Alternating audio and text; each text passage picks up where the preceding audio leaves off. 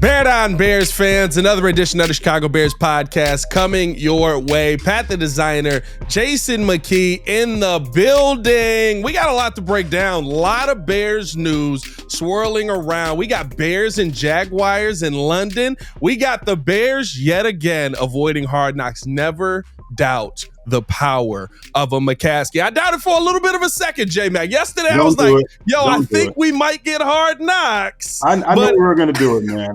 Because, look, it's hard enough for the media to watch practice. Bro, you can't even watch mini camp and OTAs. Like, you know, hey, I told you this year. With all them cameras, come on, man. Bro, I told you this year, bring your helmet and just sneak on there, come in the practice squad jersey, find your way on the field, man, so we can get an up-close look at these mugs, man. No, they treated me last year, man. Like I've never been in that facility. Don't step on the gravel. I'm like, I've only played on this field for 10 years. Like it was unbelievable, man. It was T-Man. Back it up there, J-Mac. Back it up now. What you doing on this field? Big guy behind the rope, big guy behind the rope now. Come on, guy. Hey, but to break down this some of the schedule release that we're getting, right? We got the Bears and Jaguars in London news. We got the perfect person in the world, a former Jaguar himself. And let me tell you something, somebody who makes me feel bad about not hitting the gym every single day when I log into Instagram, because my God, he's me and Clay got a little bit of a history. I've had him on the show before, and gotta welcome in Clay Harbor to the show. Clay, you don't even know this, right? But when we had you on the breeze, maybe about a year ago, my wife had no idea, like, history of football. So I'm like, yeah, I got a former NFL tight end. She's like, oh, this is great. And as like I was playing the video for her, she was like, I remember him. He was on The Bachelorette. He almost won them. I was like, oh my God. Like, Clay, what's going on, man? How you feeling? Not a lot. I know we had to bring up the Bachelorette thing, man. It's just something you can't get past it, but I enjoy it, poke fun at it. You know, a bunch of my old teammates still give me a hard time for it. But hey, it was a fun time. And like you said, some of the women audience will recognize me from there. You know what I mean? It's all fun, yeah. Hey, listen, I'm going to be honest with you. It wasn't me poking fun at you. I was just sitting there. I was like, this man is more known than anybody I know out here. He's got a whole audience that I don't know if there's another NFL player with. We got a lot to get into, though. Clay, first and foremost, how you been, my guy? It's been a minute since me and you actually got a chance to sit down and chop it up. I'm great, man. As you could tell, I don't know if you guys could hear the sirens in the background. I'm in downtown Chicago too, so you know it's good. The summer's coming. The weather's nice. It looks like a great weekend. 70 degrees and sunny. One of these Cubs day games. So I'm excited, man. Chicago summer's almost here. You're still living that bachelor life, man. I like it. Are you still living that bachelor life? Yeah, man, still living the bachelor life. My mom reminds me of it every day. She's trying to get some kids. I'm like, hey, Mom, it'll happen eventually. But right now I'm just enjoying life, traveling, doing all that stuff. Man, nothing wrong with that. Absolutely nothing wrong with that, my guy. Well, let's start it off, man. First and foremost, we got Bears, Jaguars in London. One of the schedule leaks has been released now, right? I'm always leery with these schedule leaks, but the London trip seems like a tough one to kind of mess up here. And the fact that we have a former Bear and a former Jaguar on the panel, I just want to get your thoughts on some things from this game. And I'm going to start it off with you, Clay. When you look at the Jaguars right now, and I want to go to that team first because to me, Trevor Lawrence is the least talked about first round pick I've ever seen in my life. It almost feels like Justin Fields was the first round pick from that draft. I swear they talk more about Jamar Chase's mistake in the Super Bowl than they do about Trevor Lawrence. What is it about Trevor that people are so patient with? What is the expectation around him that people are still waiting to blossom that hasn't happened yet? So with Trevor, the first year he had a very down year, but a lot of people kind of attribute that to Urban Meyer and the fact that he had absolutely no weapons. He was in the same boat as Justin Fields' first year. Mm-hmm. No weapons, tough coaching staff. Just there was a lot of, issues with that offense and the way that Urban was running. The second year, you saw he bounced back. He won a playoff game. They won the last 5 games of the year. He ended up beating Justin Herbert in the Chargers. Yeah. And, makes the playoffs, wins the playoff games, plays the Chiefs tough in the divisional round, barely loses that game. So now everybody's up here with Trevor during the second half of the season, one of the best quarterbacks in the league. I think third best quarterback in QBR and QB rating. But then this year, he took a little bit of a step back. Some injuries on the team. People were expecting a lot with Calvin Ridley coming over. He got hurt. The offensive line wasn't holding up. And he had a little bit of a down year. He did show those flashes, a lot of drops. But people still think that Trevor, wasn't the issue. And I do too. I think Trevor Lawrence is still a guy that's going to be a very good quarterback. But he obviously took a step back, and I think they did some good things to fill out that roster. They had some center trouble as well with Luke Fortner, the rookie. They bring in Mitch Morse, who was the starting center for the Bills for a couple of years. So they've done some things to help out that offensive line, and now they're expecting Trevor to get back on track. And instead of Press Taylor, their offensive coordinator, calling the plays like he has been the last year, Doug Peterson is going to take over the play calls again. It's what people think, at least, like he did 2 years ago when Trevor had that really good season. And you love that for the Jaguars because Doug was a former quarterback, played 10-plus years in the league at QB, former offensive coordinator for the Eagles, former play caller, former offensive coordinator, head coach. He knows this offense. He's really good at it, and I think he's going to take it over again this year, which I think will help Trevor.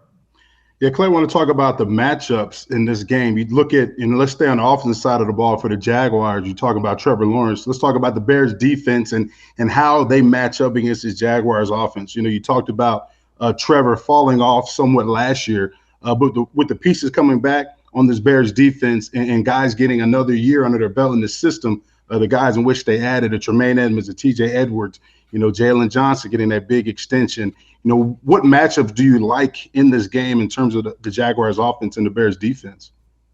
I think the Bears match up well. I think the Jaguars do have some good tackles. They have rookie Anton Harrison, who had a really good year for the Jaguars. Cam Robinson was suspended for a bit of the year. And they have Walker Little. The Jaguars have 3 starting caliber tackles. So I think they'll have some decent matchups. But obviously Montez Sweat, you can't really put him one-on-one in these pass rush situations, regardless of who you have. But they do have good tackles that they probably think will be able to block Montez Sweat in these situations.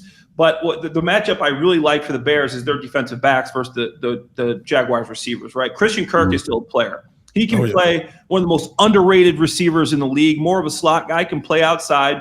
Then you got Brian Thomas Jr. Some think he should have been drafted earlier. He's a guy that, we don't really know, but 17 touchdowns at LSU, tall guy, 6'3", ran the second fastest 40 for the receivers at 4.33 seconds. Guy can fly, but I still think this is a young guy the Bears can corral. And then obviously you got Gabe Davis, who they brought over after losing Calvin Ridley. Gabe Davis is that veteran receiver that's crafty, that'll be able to get open inside or out. But that's all they got. So that's not one of the best receiver cores you're going to see. So I think the Bears really need to focus on stopping Travis Etienne Jr., who's one of the most underrated running backs in the league. Yeah. And I think if you can do that with obviously Tremaine Edmonds, TJ Edwards, you got strong linebackers, you got big Andrew Billings in there. You got some solid defensive linemen. So you stop Etienne. I don't think this is a very explosive receiver group. Obviously, we got to see what the rookie Brian Thomas Jr. can do. He could surprise some people, and he was a first-round pick for a reason.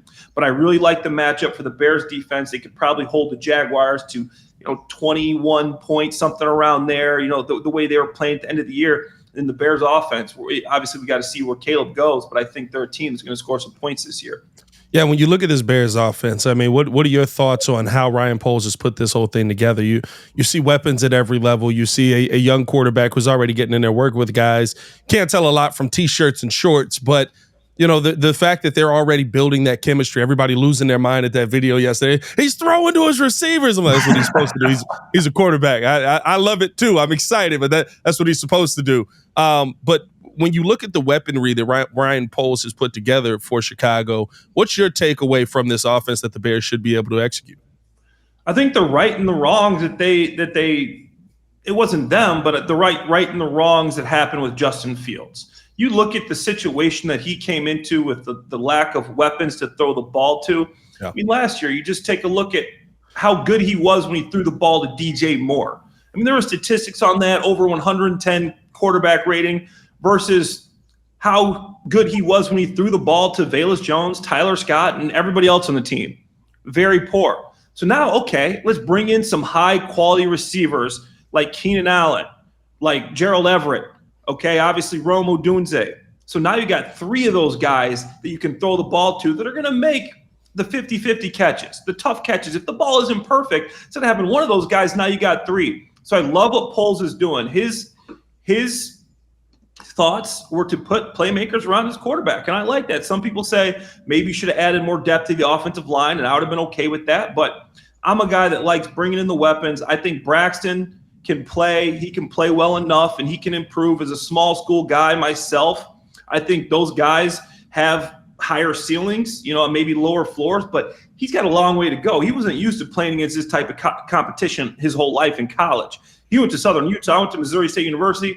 That's tough. So I think he's going to continue to improve. And then the running back situation, DeAndre Swift. I watched a lot of Eagles last year. I covered them for Inside the Birds podcast network. Watched every Eagles game. DeAndre Swift is one of the best players on that offense, and that's talking about an offense with A.J. Brown and Devontae Smith. Very underrated player. The guy could run the ball. He could catch the ball at the backfield. He's actually pretty good at protection for a guy that's smaller and not known for it. So I love his game. He's got some wiggle. He's got more power and strength than you think. So you couple that with these receivers, and obviously we still got Roschon Johnson and Khalil Herbert, who we know can tote the rock. I still like those guys.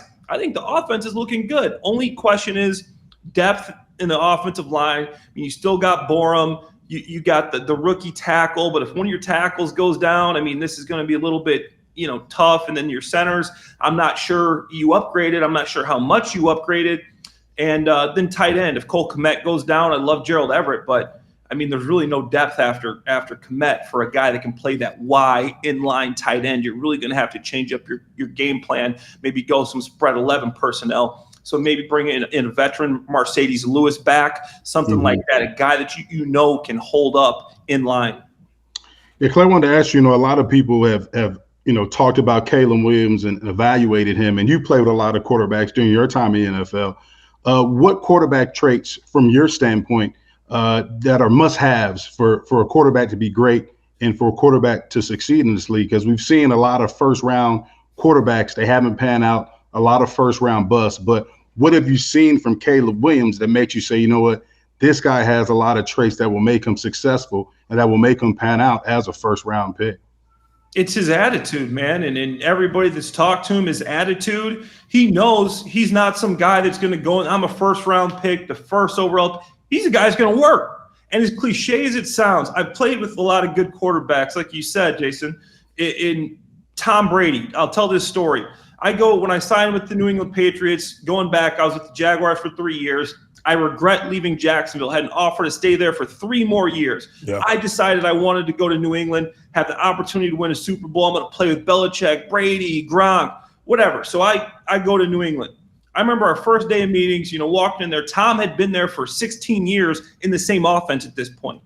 Okay, walk in there. Tom's already sitting in the first row. I find my seat. I'm ready to take some notes. And Tom Brady's in the front row. He's taking notes. He is so engaged in these meetings. I go, what's he taking notes on? Stick figures? He's drawing stick figures? This guy's been in this offense for 16 years. He's acting like a rookie. To me, what it comes down to is who's willing to put that work in. I go back to Drew Brees. My last year was with the Saints. I mean, this guy, I remember he brought together some players, and this is what you see a Caleb doing. He brought together me and Kobe Fleener, and he flew us out to San Diego. First-class tickets, puts us up in a 5-star hotel, picks us up every morning at 6 a.m. He does all this just so we can go to the field and get a few training sessions in. He pays for our training sessions, and then he flies us back home for 5 days just so that's the type of guy, the type of things you're hearing about Caleb Williams. Those are the guys that are successful. I've played with Blake Bortles, love Blake Bortles, but the year before that, I'm with the Jaguars. Blake would go out to California to get some throwing in before the season. Blake misses a couple of days. We're out there. We have the guy's out there. He went out the night before, got a little, banged up a little bit, had a couple too many cocktails. Hey, let's just do this tomorrow. I'm just saying. Yeah. Sometimes the stuff ain't that difficult to see. You see Drew, you see Tom, then you see my guy Blake, who I love, but you can see things. And that's why I think Caleb's going to be successful, because he has the right mindset. He's in there working. He's studying. He says he wants to be the guy that learns the playbook super fast. So if anybody has questions, they can come to him. So that's why I think Caleb's going to be successful, besides all the obvious stuff. He can throw inside. He can throw outside. He's got that off-schedule ability. He's got a good arm. The ball just comes out of his hand spinning. Yes, he's got all that, but to me, the work ethic is the most important. We've been excited about quarterbacks before like this, though, Clay. You know, like we've been ready to crown guys the next guy and say, here it is. We finally got our franchise quarterback.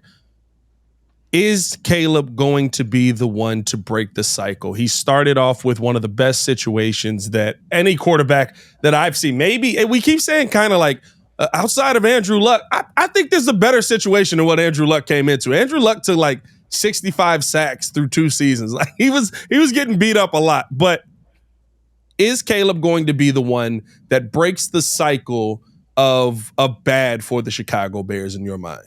He is the one, the Matrix. He is the one. I see it, guys. I think so. And like you said, Pat, it comes down to he is coming into a situation where he has these weapons, and as Jason knows, like it's great to have, weapons. And here's why. If you're a rookie, you're a young Justin Fields. You got guys that aren't running the crisp routes. You start developing bad habits because you're losing confidence if your guys can get open. You see this one-on-one down the field. You're hesitating because you don't know if your guy's going to get open and make the play. Now Caleb's coming in with these veteran guys that have done it, that know how to play the game, that run crisp routes, that can catch the ball even if it's not right in their eyes. If it's a little low, they're going to catch the ball. Yeah. Now that takes some pressure off. You won't start developing these bad habits. Now you got a solid offensive line. Offensive line could be better. Good running game. Really good running game. Solid running back. So now you can lean on that. We all know how important a good running game is. Pound the rock. You get them down. You get them in cover 3. Now you got one-on-ones on the outside with DJ Moore and Keenan Allen. So sometimes you can oversimplify the game of football, and that's how you simplify it. Right. And you got the players to do that. When you don't have the players, it makes it more difficult to do that. You got to try to scheme up all these crazy things. The Bears got some dogs this year. They got some dogs. They got one of the best receiver corps in the NFL. And like you said, Pat, I do think this is the best and number 1 quarterback, and maybe first-round quarterback in history has had. Keenan Allen and DJ Moore are 2 top 10 receivers. Cole Kmet's a top 10 tight end. In my opinion, DeAndre Swift is a top 10 running back. You got top 10 players at every piece of your offense. So I love it, and that's why I think he's going to be successful. Obviously, he's got the talent, but he's also got talent surrounding him. Yeah, Cole, I want to talk about the tight end group, position that you're real familiar with. And, you talk about Shane Waldren and having scheme versatility, and you having 2 tight ends in Cole Kmet and Gerald Everett. Now you can be creative. You can go 12 personnel a lot more. And we know how in this league a tight end can be a quarterback's best friend, especially a rookie quarterback like Caleb Williams. Talk about, how much pressure it puts on the defense and having 2 tight ends that can do a lot of different things, being able to Cole Kmet being able to be effective in the run game, but Gerald Everett the same way, but then also being able to stretch the field. Talk about how that creates matchup problems for defense. Yeah, Jason, I think it's huge because the type of tight end that Everett is. But I mean, you guys have probably heard me gush about Kmet, right? So here's why I love Kmet. Kmet's a guy that can catch the football, obviously, over the middle, takes the big shots. But Jason, as you know, there was a different breed of tight end before. A guy that you could line up on the strength and you could have him block a defensive end or an outside linebacker. You double team, a triple block, or you can have him solo on the edge. Nowadays, these tight ends, you have to line them up off the line. You have to sift them backside, arc release him to a safety, arc release him to not Cole Kmet. Cole Kmet, he can lock up a defensive end. That's uncommon. And for him to be able to do that and catch the ball in the seam and run the way it does is very uncommon. I played with Gronk. I played with Eric Ebron. I played with Martellus Bennett. I played with a lot of these good tight ends, and he reminds me of a lot of these big-time guys. And I think if he keeps improving, I'm not saying he's going to be in the same category as Gronk, but he's going to be known as one of the best tight ends in the league because he can do both. And with a guy like him, that creates problems for defense as you bring in Gerald Everett. You don't know if they're going to be in a tight set or you can split out. Kmet can split out too. So now you're bringing in your linebackers. All of a sudden, Waldren says, hey, we're going to bring in our 2 tight ends, but now Gerald Everett's so versatile, we can put him outside. That puts stress on a defense because now if it's man-to-man, you got your linebacker lined up outside. Okay, now you already know it's man-to-man. And then if you got your linebacker inside, the tight end's outside. Now you got a cornerback guarding a tight end, and you got a linebacker that's going to have to guard a wide receiver in the slot. So that's how you're having these versatile tight ends. We'll put pressure on defenses. You can create matchups. You can obviously, if you got guys that can do both, you can create favorable situations in the blocking game. If the defense wants to stay in nickel or dime, which they do to a lot of these guys like Travis Kelce, Evan Ingram, we're talking about the London game, who had 100 catches last year at tight end. Yeah. He's not a guy that's going to be attached. He's more of a receiver. He can sit backside. He can arc release. And, he gives effort, but he's just not a guy that can stay in line. So I think Waldren, who's known for 2 and 3 tight end sets, is going to love having these two guys because they can play so well off of each other. Kmet with the inline stuff. Everett backside cutoff, but also can split out and do a lot of other stuff. Versatile. Going to put a lot of pressure on defenses for matchups. Does Cole's value to you come from that versatility? Because I remember me and J-Mac sitting in training camp like, the alert came through. I was like, they just gave Cole Kmet $50 million. J-Mac looked at me. He's like, that's a lot of money. He got to show out a little bit for me. And not to say that he was bad last year, but the touchdown numbers, and maybe that goes back to the quarterback. Maybe that goes back to what was called for him. But I would think with the size of Cole Kmet, seeing him around the red zone, you would expect him to be a 9, 10, 11 touchdown guy. He's always been kind of a 7 touchdown guy. He hasn't been that guy that's going to get breakaway speed on you, right? He's going to catch the ball, but he's going to go down once he catches it. But does the blocking kind of make up for that value, that the rest of the value that you're looking for on there? Or do you expect more from him offensively this season? Higher numbers, higher touchdown numbers, stuff like that? First off, let me start by saying the first time I saw Cole Kmet, I was on the field at training camp, and I'm a pretty big guy, like 6'3", 245, something like that. And I turn around, I'm like, who is this big dude just towering over? That's Cole Kmet. Yeah, this dude is a monster. He's 6'6", 265, 270. Like the dude off of Happy Gilmore. I believe that jacket belongs to Mr. Gilmore. This guy is a monster, first of all. But you're exactly right, Pat. His value comes from the fact that he can do everything. In a system like the Bears run with the Chicago style, we want to be able to pound the rock and throw the football down the seam. Cole Kmet fits that perfectly. There's not a lot of tight ends that can do that today. He's not like Sam Laporta ain't doing that. Travis Kelce ain't doing that. There's guys that have better numbers, but they are not going to be able to stick in line and do the things they can do in the Bears running game. And that's such an important part about what you need to do in Chicago and with the system that Eberflus wants to run. It increases his value because he can catch the football. He can find the hole in the zone. He is a big target. I'm not saying he's the best man-on-man tight end that's just going to route somebody up and get open, but he's so big. You can just put the ball in this guy's body and he's going to catch it because he's just monstrous. But I really think they honestly got a deal for him. And this year, I don't think his numbers are going to go up. But how many people can you throw the football to? It's not gonna be his fault. We got Rome, we got Keenan, we got DJ. They're saying it's a race to 1,000. Where does that leave my man Kmet? And then you got Gerald Everett. Yeah. And then you got out the backfield, you got Swift. So I think Kmet's probably not going to have the biggest statistical season, but he knows he's a guy that another reason I love him, doesn't care. He's saying, no, I don't. You listen to him after the game, he has 2 catches. He goes, I had one of my better games. I blocked my tail off, and we ran the ball for 200 yards. That's the kind of guy I want to play tight end. Call me old school Jason, back in the 2009 draft when I came out, you had to block. You were out here being pretty, doing all this bachelorette stuff. You had to put your helmet on and you had to block. So that's why I like Kmet. Yeah, like we say, you don't block, you don't get the rock, man. You ain't blocking, you ain't throwing the ball to you. So, you mentioned all those blue chip players. You talk about Keenan Allen, we talk about DJ Moore, Cole Kmet, DeAndre Swift. And your assessment on the offensive side of the ball, who was an under the radar guy that you want to see step up, or that you think could step up and have a huge role in this offense? Somebody we're not talking about as much. No, so there's 2 guys. It's a good question, Jason. There's 2 guys that I think that actually need to step up. First, I love the receiver core. Your top 3 is stacked, and obviously we've got to see what Rome can do against NFL talent. But I think it's pretty easy to see that what this guy has some ability, right? But after that, one of these guys go down with a hamstring here or there, a calf.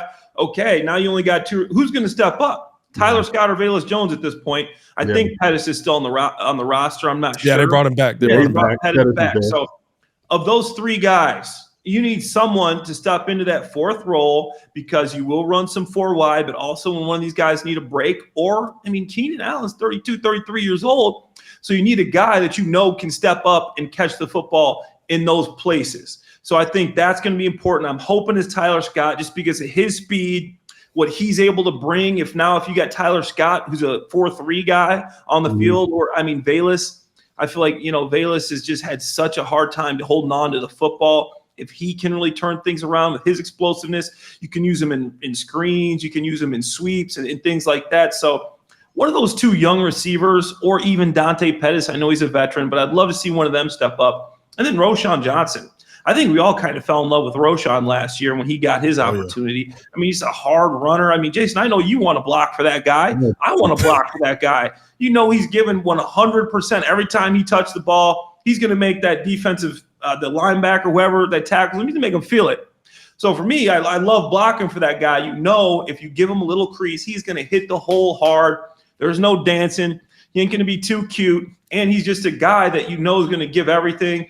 He's got to improve a little bit in protection. He's a guy that he's good. He can do it, but, make sure that he knows everything he's supposed to do mentally. And so those are my 2 guys. Obviously, Roschon, love when he gets the ball, how hard he runs. And then Tyler Scott and Velus. Let's see one of those guys step up because you do need that second-tier receivers if there's an injury, somebody needs a break, or, anything happens there.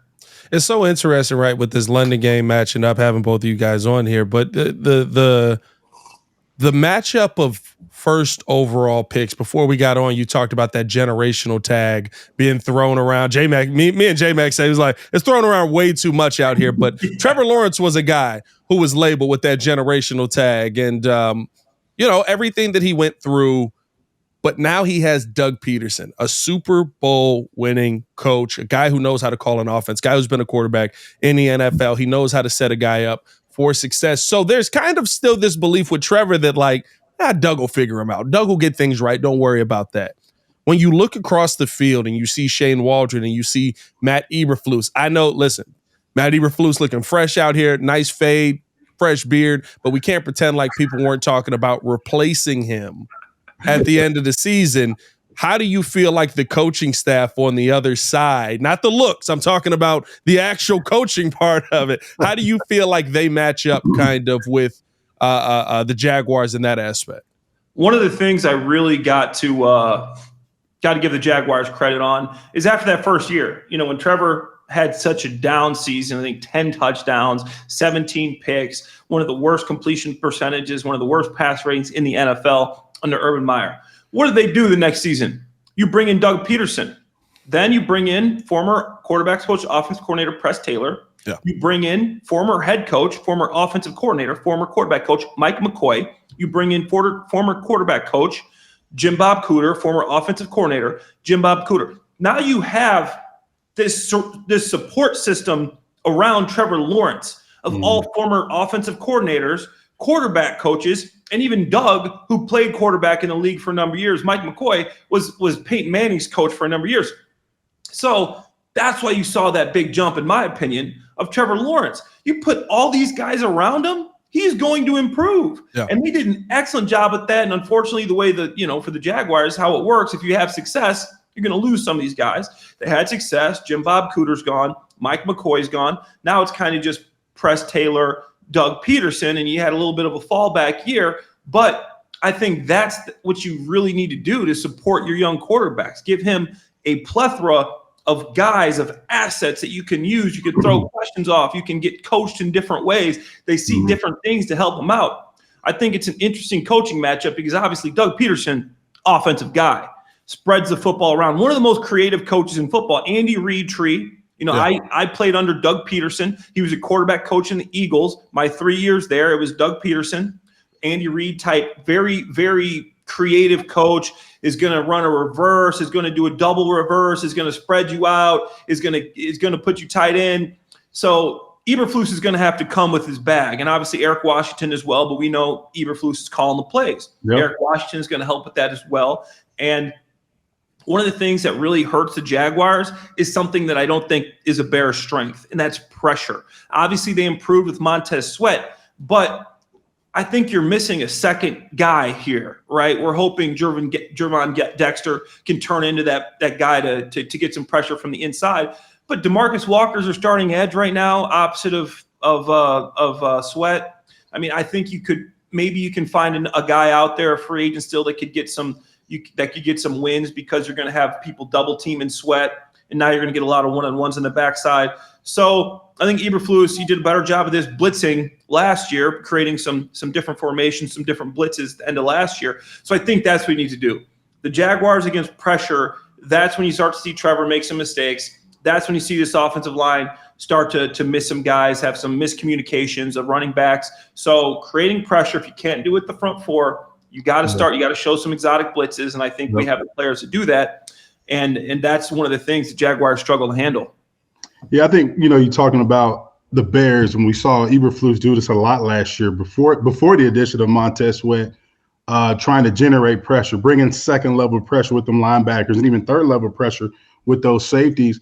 When you do those things, it creates voids in that defense, and receivers will fill that void that's left by whoever's blitzing. So, I'm kind of worried, despite when you have a quarterback that has elite talent, that has elite arm talent like a Trevor Lawrence, when you have, you may not have the greatest amount of receivers, but if the Bears have to bring second-level pressure and third-level pressure, it creates a lot of opportunities for these receivers to fill those voids left by that blitzer. And we know Trevor Lawrence is definitely smart enough to find those guys. And, we talked about the generational thing, right? And when I look at generational, right, we talk about Trevor Lawrence and Clay, you did a great job of describing how Jacksonville brought in the coaches and brought the infrastructure around Trevor Lawrence. But when I look at generational, I'm like, okay, if I'm looking to bring in a quarterback that's generational, he's supposed to overcome the lack of, weapons we have. He's supposed to overcome the deficiencies that we have because he's generational. That's why we're taking him, because we know, okay, we may be lacking in terms of our tight end room. We may not have a third receiver. We may not have the best running game, but this quarterback is so talented. He's a multiplier. He can cover up a lot of deficiencies that we may have. And that's why I say, we're talking about generational, and everybody's throwing that word out. So when they say Caleb Williams is generational, I say, okay, he didn't have a defense at USC.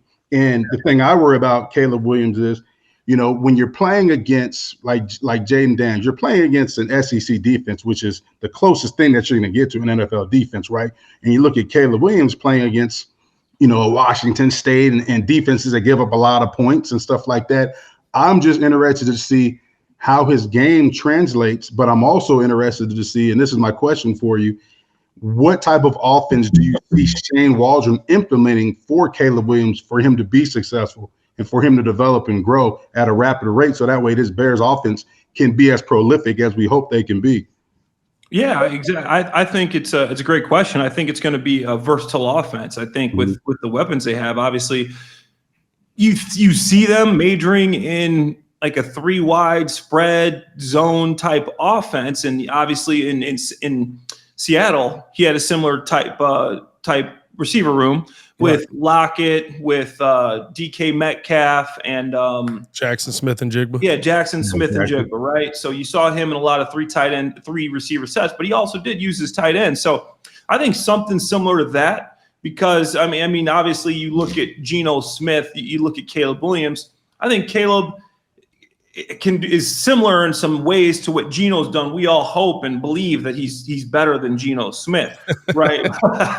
But if we got Geno Smith, I'm upset. I'm not gonna lie to you. But the Geno of late, the Geno of the last couple of years is actually a solid quarterback, getting the ball out, getting the ball to his playmakers, and doing a solid job. And I think Shane Waldren deserves a lot of credit for that, because Geno coming to the Seahawks was one of the worst quarterbacks in terms of completion percentage, getting the ball out on time, quarterback rating. And he comes to Seattle, and now he's top 5 in the league in all these things, which is obviously Shane Waldren is part of the reason for that. So I see a kind of an offense similar to that, just because they do have a similar makeup. I think the Bears have better players at those positions, but a little bit upgraded. Geno, Caleb, right? You got Jackson Smith and Jigma, Rome Odunze, right?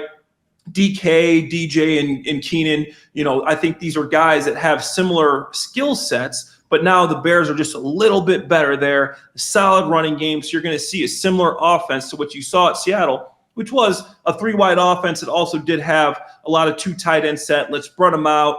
Let's tighten them back in, create mismatch problems. So I think with Caleb, you could do it all. You could go under center because he's a guy that does have vision to get rid of the ball quick. He can turn his back to the defense, run fake, turn around, find his guy. Or he's a guy that can, hey, shotgun, we're going to spread you out, and he's going to pick and choose where he wants to throw the ball. So I think it's going to be a versatile offense, similar to what you saw at Seattle the last couple of years when they were able to take a step up when Geno got there. It's so interesting you bring up, right, kind of the steps that Geno took. And this to me applies to Caleb because my question is, how much of modern player NFL development do you think is still on the NFL coaching staff versus these guys' personal coaches? We heard from Caleb that, right, we heard from Shane Waldron, not Shane Waldron, Kerry Joseph, I'm sorry, that they had Caleb so far prepared that they're like, all right, we got to start teaching the kids stuff. Like, we got to make the most out of rookie minicamp. Like, we didn't expect him to be this prepared. But Caleb took that into his own hand, right? You talk about Tom Brady. Tom Brady was one of the first people that was like, this is my personal guru that's going to help me get better, and I'm going to take that and utilize that on the field. How much of the development of the modern NFL player is on the coaching staff to develop versus the player kind of taking it into his own hands and saying, no, I'm going to be great in this league. It's on me. Hey, J-Mac can attest to this, right? So back in the day, they talk about OTA number. There was no number. There were just OTAs. You were just doing OTA after OTA after OTA. And was there any no contact OTA? You're playing football in these OTAs. There was no number, day. You just knew you were showing up and you had practice that day. And just like training camp, you would come to training camp. I remember my rookie year, so excited about the NFL. They had me questioning my life. I only had two of the old training camps. Okay, then Andy Reid had us there 24 straight days, no days off as a rookie. So back in the day, I know I sound like a grandpa telling war stories. Back in my day, the team had a lot more responsibility with these players because you had so much time. OTA after OTA, and these were fast. You're basically hitting these guys. There was no rules like there are now. Training camp, do whatever you wanted. You're doing 2 tackle practices a day, 2 days. Now they get a day off every 3rd practice. Man. So back in the day, this was more on the team because you just had them for so long. 2 practices a day, no days off. I mean, that's the hashtag no days off. There was really no days off. And then the OTAs, as many as you wanted. So the team could just mold you, break you down, mold you, create you into what they wanted to. Now you're getting 10 OTAs. Training camp, you only get 3 days on, 1 day off, and they can't even be full tackle practices. So now it does come a lot to the player and these coaches that they have helping them because you just don't get as much time. It's a huge deal that Caleb's willing to go out there and have a guy coach him, train him, realize he doesn't have all the time just because of the new NFL rules and the collective bargaining. You can't spend that much time there. So that's really important nowadays as opposed to it was back when me and J-Mac were playing and they said, hey, you're just showing up and you're here and we're practicing every single day. So great question, Pat. And that is one of the things that have changed over the years is you do need these personal coaches. Yeah, and I think, going more off of what you're talking about, Clay, and your question, Pat, I think when you talk about development, right, if you're an upper echelon guy, meaning if you're a guy that's drafted in like the top 4 rounds, you know what I'm saying? They're going to they're going to develop you, right? Because they can't be wrong on that pick.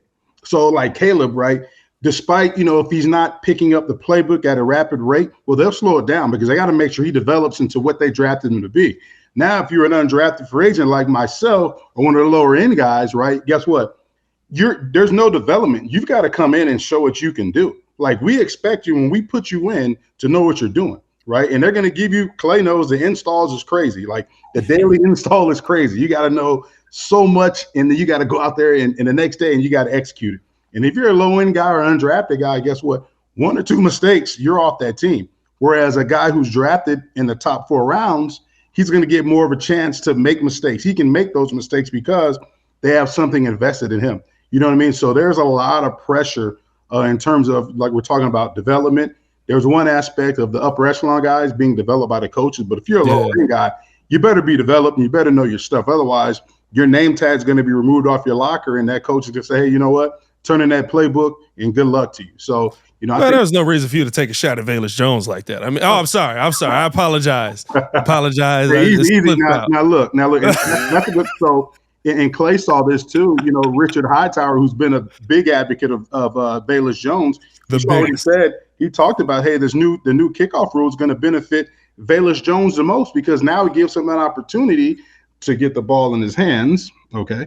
And he can go out there and really, you know, he when he has the ball in his hands, he's electric. You know what I mean? The problem is getting the ball in his damn hands. So now he has an opportunity to go out there and to use his speed, his power, his athleticism to create something on kickoff return. So you heard Hightower say he's excited to see how this new rule is going to affect Velus. He thinks it's going to, you know, help him. And as we know, Hightower loves Velus Jones, so don't be surprised if Velus is number one kickoff returner again this year. What do you think of this, Jason? The kickoff rules, man. I was, you know, I'm like I said, I know I'm old school here, but that was one of the reasons I'm making teams because I was a tight end that could run down on kickoff and kick return. You know, you can stone somebody. First, when I get in there, you have the wedge. Then they make it the 4-man wedge, and then you can only have 2 people together. And then, like, I loved that part of the game because for me, that's the way I could separate myself. And nobody's gonna know how that feeling when you're running, you're an R4, R5, you're going down the middle of the field, your head's on a swivel. You don't know who's blocking. You can watch all the tape, and you get in there and you just make a play. Like that was some intense stuff. And I know you're protecting players, but man, I wish that was still a part of football. As a player, I know it could lead to a concussion here then, but I loved that part of the game. The kickoff return, you know, you're looking the guy off. Next thing you know, you're blindsiding him. You got that trap block. Okay, do I go for this big hit or do I try to play it safe and just wall him off? Man, those were good parts of the game, and I know they're trying to fix it somehow with this new kickoff return rule. I think it's getting a little bit too gimmicky, and I know I'm old school with this, but man, I missed that kickoff return. I just want to get your thoughts on that. 100%. Like, you know, even going back to the kickoff, and when we broadcast the game on the radio, you know, we don't even talk about the kickoff because we know it's a touchback. And the first thing we say, oh, here we go again, it's a touchback.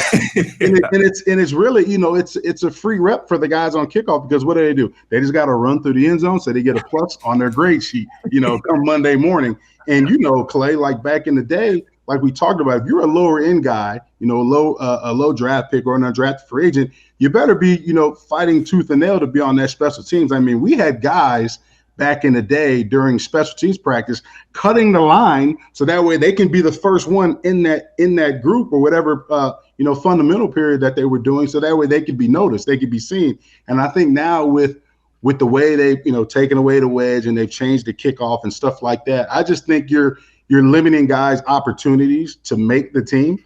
You know what I'm saying? And then it's tough because it's such an explosive play. And I had the opportunity to be the middle up back on the wedge. And we had a guy who's going into the Hall of Fame, and Devin Hester, you know, here in a couple of months. And, you know, that was such a key part of us being able to go on a Super Bowl run and having a guy like that behind us. But we took pride in it. And I can recall, you know, my running back coach saying, hey, you know what, J-Mac, when we get to the playoffs, we're taking you off the wedge because I'm the only fullback on the roster. And I'm like, well, no. Don't take me off the wedge. No, take me off offense. I want to stay on kickoff return because you know we were making plays and you wanted to be a part of that. Like it was such a highlight of the game. I'm like, no, take me off offense, but you're gonna keep me on kickoff return. That really tells you where our offense has been in the past. Doesn't really say a lot. But the funny thing is, I mean, we were like, it was awesome because we had guys in our locker room. You know, Brian Urlachers and Mike Brown said, hey, you know what? If Devin returns this kick, I've got $500 per man on the kickoff return team if Devin returns the kick. And then you have Brian Urlacher saying, yeah, I'll do the same thing. Olin Cruz is like, yeah, I'll do the same thing. So when Devin was returning kicks, sometimes we were getting paid like $1,500 cash. And I'm like, don't take me. This is good money. Don't take me off because he's going to take 2 back in the game. That's $3,000 right there. J-Mac, like, I know I'm in the NFL, but I'm feeding my family off these kickoffs, man. Like $3,000 cash, you know what I mean? And then, man, that's love right there, man. That's good money you can, you know. How How do y'all think they're going to scheme this? Because that's the one thing that I feel like nobody's really talking about. I don't know if you've seen a ton of the UFL at all, but like when you watch it, it kind of looks like the old Kickoff, but almost not at all. Like it's how is this going to be schemed up so that, of course, it's going to create returns because they're going to return the football, but I could see a lot of teams basically just saying, this is stupid, like get as much as you can and get down. Like don't sit there and get yourself hurt because they're trying to force us to do this. I mean, it's going to be interesting. The one thing I really haven't done is turned on that tape of the UFL and really checked out what it looks like in person. And that's something I need to do because that's going to be a big part of the game. Yeah. And these special teams coach, J-Mag, they're going to try to they're going to think of everything on the kickoff. Isn't there the rule, like even if it hits the ground, you got to wait for the guy to touch it? I'm not really sure the exact.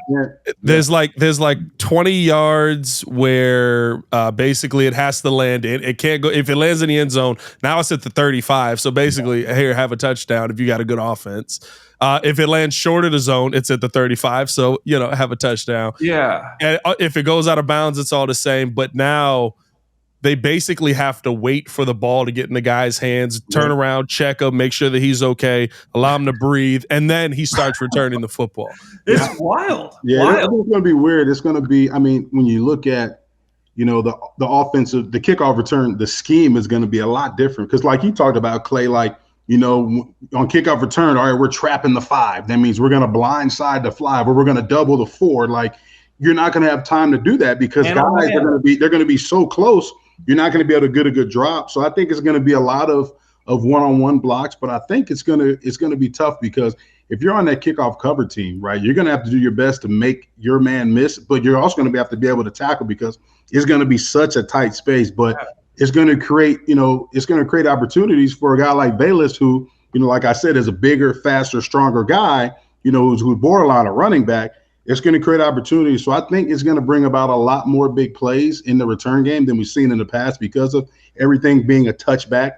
But I love the rule because it brings that play back into the game. Like, it was just non-existent for so long. Like, we talked about it on the air. Me and Jeff Jonak would say, man, why don't they just give the team the ball? Like, flip a coin and give the team the ball. Like, it's so stupid we're doing this because everything's a touchback, So do you guys think, and I think that this is the part that I love about the NFL. This is what excites me about it. When something new comes out, it seems like it works initially. So I feel like the first 5-6 weeks of the season, there's going to be this influx of kickoff returns. Oh, the rule works. It's a miracle. Oh, praise it. And then all of a sudden, special teams coaches are going to be like, oh, we got 6 weeks of tape on this now. We figured it out. Okay, this is how we stop this. Do you think that this rule is going to be effective long term, or is this just another thing that NFL coaches are going to be able to adjust to, and then all of a sudden we're having the same conversation again? I hope so, but you guys know what it is. It's a copycat league. One coach is going to figure some crazy scheme out, and then the rest of them are going to do that. It's just such a copycat league. It just takes one coach, one play to figure out some little loophole or something, and the whole league has that same tape. They're watching the same tape you are. So then something can happen. What I'm curious is, you got everybody on the same level. Like, okay, how are we going to do the safety? Like the safeties now. It's like, are there going to be loops? Are you going to loop around? It's like, what kind of schemes are you going to do on the kickoff team for a kickoff return team? I'm glad that it's in there. It's going to create more. Like J-Mac said, that was a fun part of the game. That created jobs for people, man. People that were willing to do the things that other guys didn't want to. You were willing to go out there on the kickoff and kickoff return, where a lot of the time you're not getting a ton of credit if you're just one of the guys on the kickoff return team, but that matters. That field position is big, and you're doing this service that really nobody knows about except for your special team coach, your head coach will go over it, and then your teammates. So I love that they're trying to bring it back. But to answer your question, I think it just takes one coach to figure out one loophole, and then the rest of the league is gonna follow suit. So I'm hoping it's something that can stay, but I got a feeling that something's going to happen to where they're going to figure something out. It's not going to be as nice as we hope. Yeah, Clay, I want to ask you. So I know the biggest the biggest adjustment for a rookie is just learning the playbook. And a lot of these rookies are going through it right now. We talked about OTAs and mini camp is coming up. Tell Bears fans and the viewers, like, how hard it is to pick up the verbiage and how long some of these calls are. Like, a lot of people talk about the offense and stuff like that, but not a lot of people have been in the huddle like me and you have. Talk about how difficult it is to really pick up an offense in terms of verbiage and then understanding where you're supposed to be within the verbiage and then going out there on the practice field and executing, what you learned in the install meeting. Oh, yeah. So I've been a guy that, fortunately and unfortunately, that's been on a lot of different teams and has to pick up a lot of different offenses. So we'll start later in my career. Say when I told you guys I left Jacksonville, looking back, I should have stayed, go to New England. After 6 games, I ended up getting released from New England. The very next day, I signed with the Detroit Lions. That weekend, I'm starting against the Vikings, right? Late in my career, I became great at learning a playbook. I could mnemonic devices. The coaches, I remember going in there, he's trying to coach, just give me 2 hours with this book, come back, you can quiz me, and we'll go from there. And he's like, you don't want me to, he's all concerned. I'm like, trust me, I've got my system planned. But as a rookie, I struggled. I was one of the guys that, in Philly, I get there and they're like, hey, man, you're really not picking up. I'm trying to learn on field, off field. You didn't really have that system set up, J-Max. So for these rookies, to me, what it comes down to is you got to figure out the way you're going to learn. At Missouri State, we had 10 run plays and 10 pass plays that we were going to do. Okay, I knew that. It was easy. You look at this book, you get there, the Bears playbook, Shane Waldren, this thing is thick, man. It's like a history book. And I'm talking about the history of the world, bro. I saw Dan Orlovsky post his rookie QB book, and it was like that. I'm going, how am I supposed to, why? Right? So you got to figure out your system of how to do that. And for these rookies, could take 1 year, could take 2, could take 3. Some players, SEC probably had different style of plays than me in the FCS, Missouri Valley Conference, but it took a while and it's difficult. It takes a lot of work and it takes figuring out the way you learn and having those conversations with yourself. Because like you said, if you're one of those guys that's not in the first, 3-4 rounds, they're not throwing the train down for you to get on. If you don't get on, if you don't run and jump on this train, they ain't stopping. They ain't slowing that down. If you can't figure it out, and you're one of these guys that's not a key cog, they're going to leave you behind. So it's important, and it is hard when you first get there because that book is thick. It's so funny because, this is, when I saw that, it's so – I don't think people get a sense of it now that players are getting on podcasts and things like that. We get to kind of see the lives that you guys lived. When Dan Orlovsky showed that book, he was like, this is the first book they gave me, and this is part of it. And this is just for the quarterbacks. I don't know what everybody else had. And it was this thick. And I was like, yo, Twitter is a great place, but y'all got to stop acting like y'all can play in the NFL. Right, y'all got to stop acting like y'all know what you're looking at on this all-22. Right. Y'all got to stop acting like you got all the answers. Oh, this is the blocking scheme that they were going with. And nah, bro.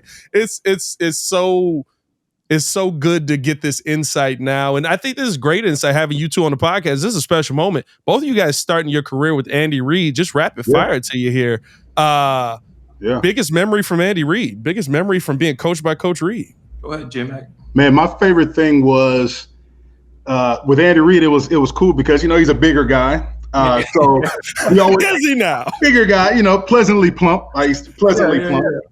But the cool thing was, I came in, and when I came out of college, I was 230. And, I played in Philadelphia, played at Temple University. So a lot of the scouts was at our games and stuff like that. So I knew it was a good chance that I could end up there, possibly being drafted in the later rounds or possibly by a free agent. That's what they told me. But they made me gain weight. So the cool thing is Andy Reid loves cheeseburgers. He loves snacks, and he makes sure his guys eat. So I was one of the guys, I was underweight. So I got to eat Friday. He used to send me home with 20 wings and 2 cheeseburgers. And he used to, he had his glasses. He used to have them down like this. J-Mac, make sure you go eat them cheeseburgers now. But that was one of my good memories. But in terms of the coaching staff that we had there, and I think I've told you this before, Pat, we had Brad Childress was our offensive coordinator. All right. We had David Culley was our wide receiver coach. Ron Rivera was a linebacker coach. Sean McDermott was the assistant DB coach. Leslie Frazier was the DB coach. Juan Castillo was the O-line coach. Like, we had a great collection of coaches that went on to have successful careers in the NFL. And I learned so much from the coaches, but also the veterans that we had on that team. Deuce Staley was a running back who I got a chance to block for. Deuce, yeah, he was on the staff. Yeah, me and Brian Westbrook, we came in, same year as rookies. So it was such a good learning experience for me, learning from, the GOAT and Andy Reid in terms of his system, because, Clay will tell you, like, the verbiage in that system, we ran the West Coast offense back then, and the verbiage was long where they're going to tell each receiver what they're doing. They're going to tell you the protection, the formation. So the play calling was long. So, me having to learn that complex playbook, like Clay said, when I came to the Bears, it was a lot easier because the verbiage wasn't as long. Yeah. And, we ran a lot. So it was like, okay, we're running power again. All right, we're running power again. Okay, we're running power again. It was a lot easier. A lot of power. No, man, that's great, because I got a lot of the same memories, man. We had the, similar coaching staff. We actually had Dick Duran was a defensive back coach. We had Culley. We had McDermott was a, and then we had our head coach of the Buccaneers. Of course, not a world. Not Raheem Moore's. Todd Bowles, right? Todd Bowles is our linebacking coach. Yeah, we had Doug Peterson's our quarterback coach.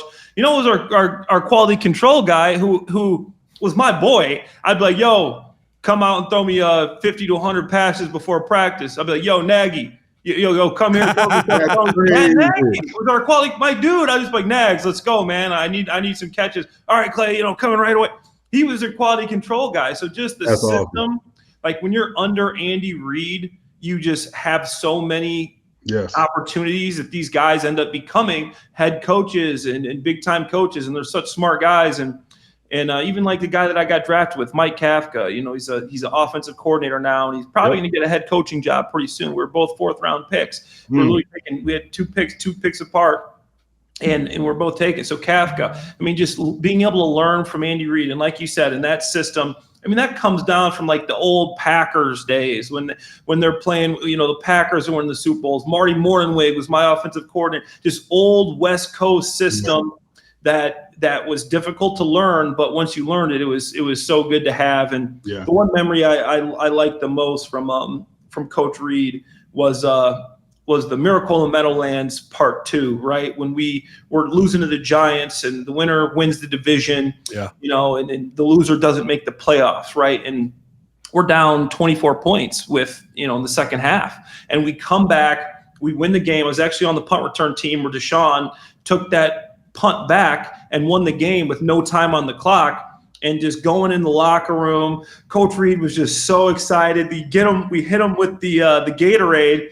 And he looks kind of pissed off. He takes the cooler and he throws it up. And it was one of those ceilings like you'd have back in school that you could stick like pencils in. I don't know if I remember it. I remember those ceilings. And it goes through the ceiling and comes down with half the ceiling, like the thing broke. It goes through it and comes down, and like half the ceiling, we're all like, what the? And everybody just got really quiet, and you could hear a pin drop in there. Then all of a sudden, Coach Reid loses his mind. The rest of the players lose their mind. He started jumping up and down. It was just this wild scene. And just remembering that was one of my favorite football memories, like winning the division. I was like, wow, dude, this stuff is crazy. And just, the elation we had there. Unfortunately, we lost to the Packers in the playoffs. They went on to win the Super Bowl. I'm sorry, guys. I know as Bears fans, we didn't do our job there, but we only lost by 4. We had a shot in the end zone at the end of the game. We were that close that year, and we ended up losing to Aaron Rodgers and the Packers. But that was probably my favorite Coach Reid memory, was just that Miracle in the Meadowlands, something I'll never forget. Go ahead. Did Coach Reid always have the pencil? He always had the pencil. He always got it in his ear, but then he always got it in his hand. He'll talk to you with the pencil and everything. Oh, yeah, absolutely. That's something that never changes. It's funny you talking about those cheeseburgers, because on every road trip he goes, I'm I'm gonna treat you guys to some of these cheeseburgers, best cheeseburgers here. And every, before the game, you have your snack the night before. When you sit down, you kind of chill with the guys.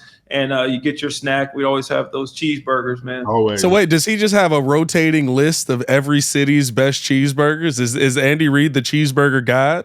That's his thing. He always talks about cheeseburgers every day before the game is cheeseburger. Hey man, it's the last thing he says in the meeting before the snack. He goes, all right, in Dallas, they have some great cheeseburgers. And then you go, get the cheeseburgers. Like he'll be mid, like he'll be talking about mid game plan, right? Yeah. And he'll talk about what we're gonna do, and you think it's gonna keep going, and all of a sudden it'll stop. He's got that pencil in his hand. He'll be like, yeah, cover 2, this is gonna convert. We're gonna do this, and cheeseburgers, and you can go. Everybody runs out after the meeting.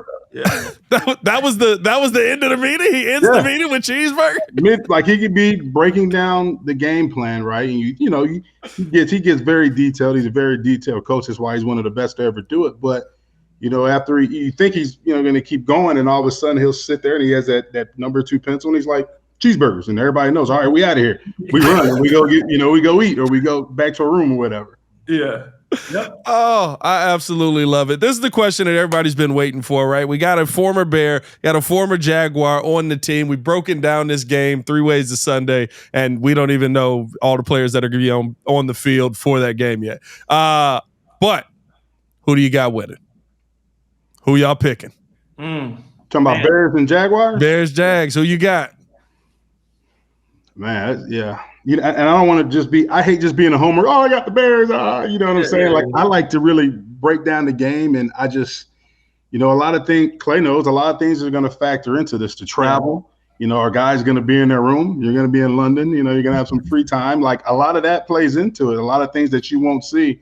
So I think on paper, I would say the Bears, but we know the game is played on grass or on turf. So, we'll have to see. I think the team that can simulate their schedule as close to normal as possible will be the team that comes out on top. When you have a change of routine, a lot of guys don't adapt well to it. So I'd say whichever team can really keep their schedule similar to what they're used to would have a chance. But just on paper, you got to say the Bears.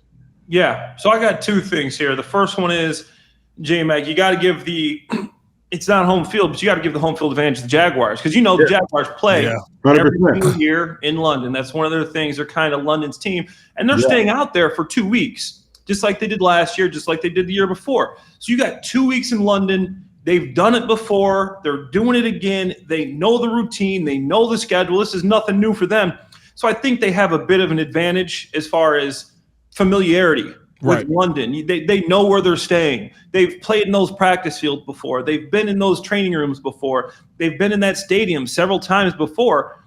And I remember my first year in London, I was a little bit, wide. Second year, I've done this before. Third year, I've done this before. You're not going to be as worried about let's go see this or go to dinner here. We're in London. You're going to focus on the task at hand.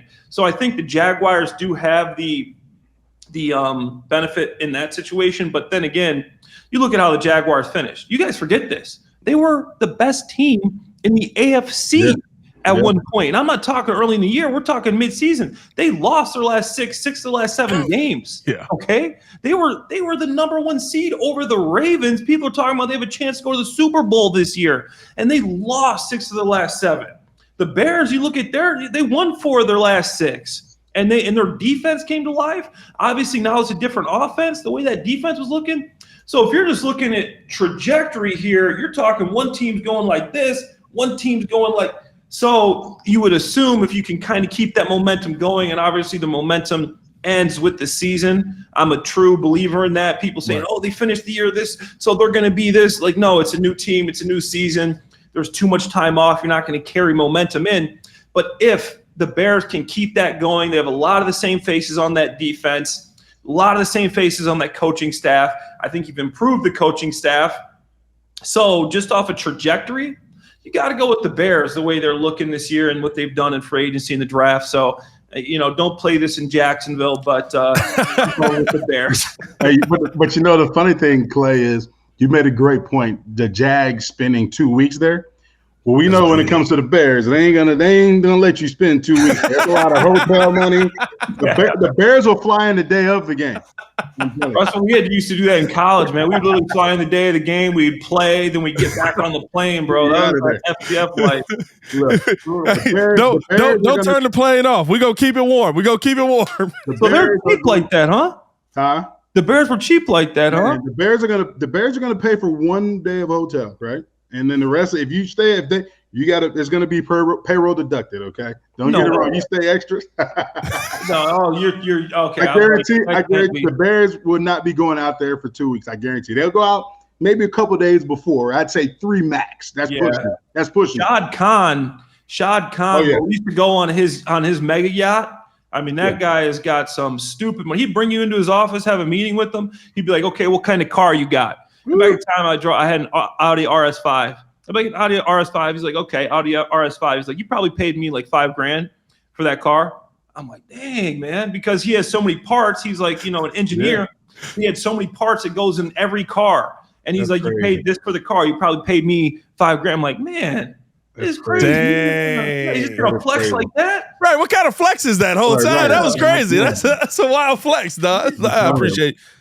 I know I paid you, but I appreciate you paying me. You know what I mean? That's Hey, man, Clay, we appreciate you coming through as always, man. Love having you on. Love talking football with you. You gonna be out of training camp this year? I'm gonna catch a few games for sure, but I'm gonna be doing a little bit more in Philly. But yeah, I'll be there. I'll see you guys. See you out there, man. Can't wait to see you there. Appreciate you guys for watching. For Jason McKie, for Clay Harbor, it's your boy Pat the Designer back at it again. Y'all hit that like button, subscribe to the page, and let us know how you feel about the Jacksonville-London game. Y'all stay safe out there, Chicago. Bear down. Peace.